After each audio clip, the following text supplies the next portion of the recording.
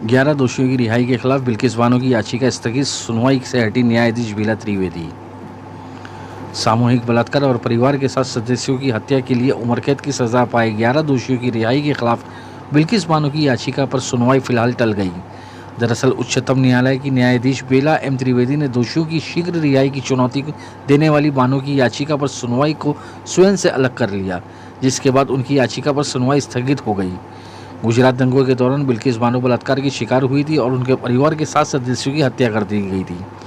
बानो ने पुनरीक्षण याचिका के अलावा दोषियों की सज़ा माफ़ किए जाने के फैसले को चुनौती देते हुए एक अलग याचिका दायर की थी। ये याचिका न्यायमूर्ति अजय रस्तोगी और न्यायमूर्ति बेला एम त्रिवेदी की पीठ के समक्ष 13 दिसंबर को सुनवाई के लिए सूचीबद्ध थी। इससे पहले शीर्ष अदालत ने गुजरात सरकार से 9 जुलाई 1992 की नीति के तहत दोषियों की समय से पूर्व रिहाई की याचिका पर 2 महीने के भीतर विचार करने को कहा था। 15 अगस्त को दोषियों की रिहाई के लिए दी गई माफ़ी के खिलाफ अपनी याचिका में बानो ने कहा कि राज्य सरकार ने शीर्ष अदालत द्वारा निर्धारित कानून की ज़रूरतों को पूरी तरह से नज़रअंदाज करते हुए आदेश पारित किया। याचिका में कहा गया कि बिल्किस बानो के मामले में दोषियों के समय से पहले रिहाई ने समाज की अंतरात्मा को झंझोड़ कर रख दिया है और इसके परिणाम स्वरूप देश भर में प्रदर्शन हुए।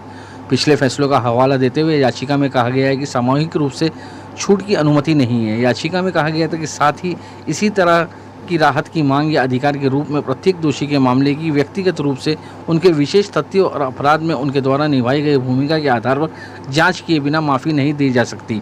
ऐसी और भी देश विदेश की खबरों के लिए हमारे साथ बने रहिएगा और देखते रहिए खबर एक्सप्रेस न्यूज़।